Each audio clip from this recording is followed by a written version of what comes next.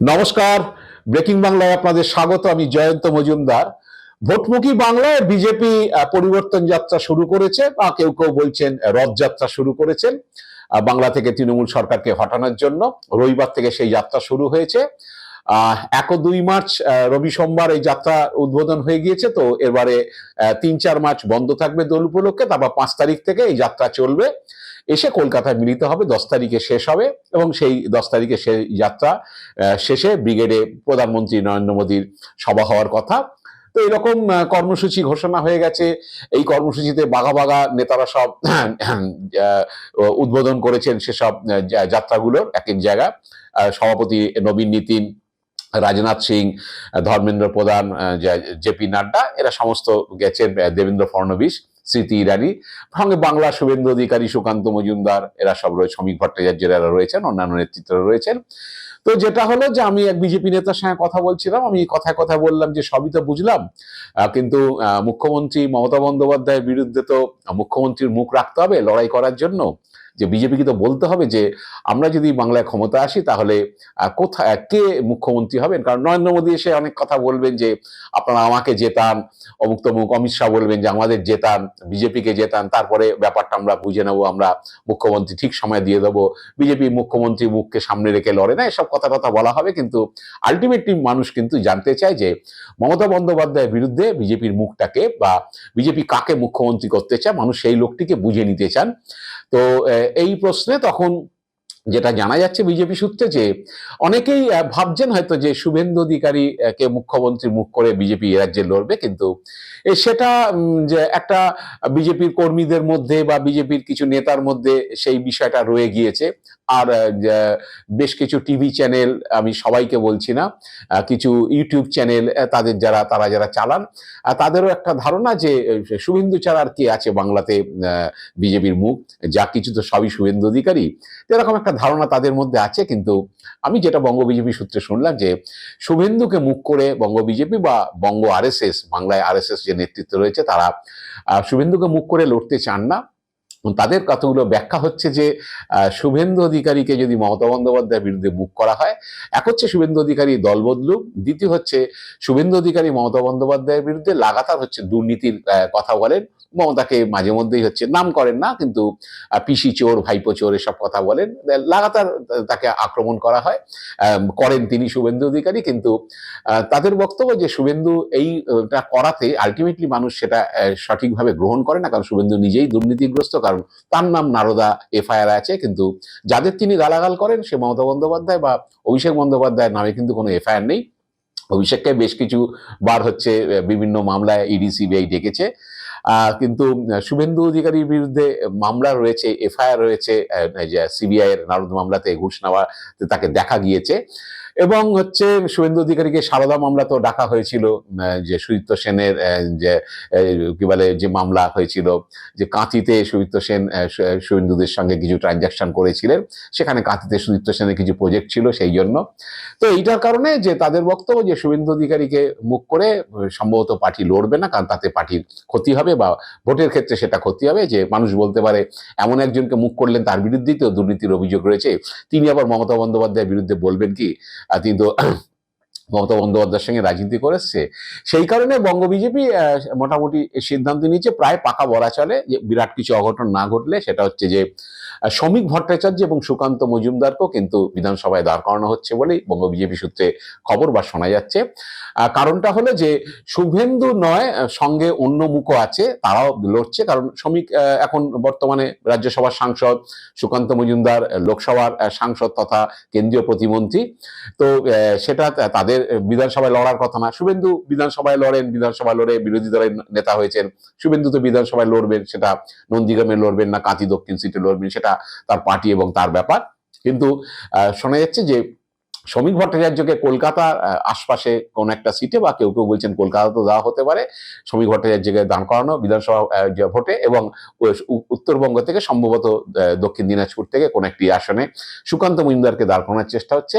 এইটার কারণ হচ্ছে মূলত যে শ্রমিক ভট্টাচার্য পার্টি প্রেসিডেন্ট, তিনি আছেন, যদি মানুষ সমর্থন করে, মানুষের সামনে মুখ রাখা যে শ্রমিক ভট্টাচার্য আছেন, শুভেন্দু অধিকারী শুধু বিজেপি রাজ্য সেটা নয়, শ্রমিক ভট্টাচার্য প্রেসিডেন্ট তিনি আছেন, এবং পাশাপাশি সুকান্ত মজুমদার আছেন আরেক কেন্দ্রীয় মন্ত্রী, তাকেও আমরা রেখেছি। আর দিলীপ ঘোষ লড়তে পারেন, আমি আগেও ভিডিও করেছি, দিলীপ ঘোষ হয়তো লড়বেন, খড়গপুর সদর থেকে লড়বেন, কারণ দিলীপকে এবার পার্টি নামিয়েছে, আবার আগের মতো কাজ কর্মসূচি দিচ্ছেন দিলীপ, রাজ্যে বিভিন্ন জায়গায় হচ্ছে মিটিং মিছিল করছেন, এবং সম্ভবত খড়গপুরে সদরে তিনি দাঁড়াতে পারেন বলে বিজেপি সূত্রে খবর, এবং মোটামুটি ভাবে সেটা পাকা খবর।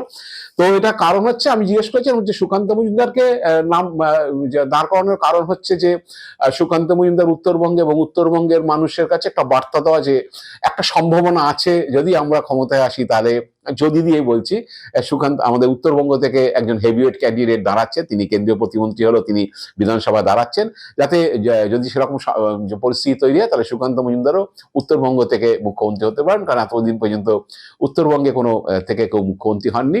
এবং সমীর ভট্টাচার্যকে রাখা দক্ষিণবঙ্গে যে শুভেন্দু নয় শ্রমিকও আছেন।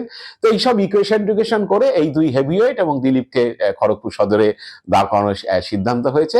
এখন বিষয়টা হচ্ছে যে অনেকেই বলছেন যে আলটিমেটলি হচ্ছে গতবারও 21-এর বিধানসভা আপনারা দেখেছিলেন যে নিশীথ প্রামাণিককে দাঁড় করিয়ে দেওয়া হয়েছিল, বাবুল সুপ্রিয়কে, যারা সব এমপি ছিল, বাবুল সুপ্রিয়কে দাঁড় করিয়ে দেওয়া হয়েছিল, জগন্নাথ সরকারকে দাঁড় করিয়ে দেওয়া হয়েছিল যে রানাঘাটে, এরা সব তখন এমপি ছিলেন, মন্ত্রী ছিলেন, তা সত্ত্বেও হচ্ছে বাবুল সুপ্রিয়কে আসানসোল থেকে নিয়ে এসে টালিগঞ্জে দাঁড় করিয়ে দেওয়া হয়েছিল, আমাদের নিশীথ প্রামাণিককে দিনহাটা আসনে দাঁড় করিয়ে দেওয়া হয়েছিল, সব বিধানসভা দাঁড় করেছে, অনেক এমপিকে এইভাবে দাঁড় করেছে, লকেট চট্টোপাধ্যায়কে দাঁড় করিয়ে দেওয়া হয়েছিল।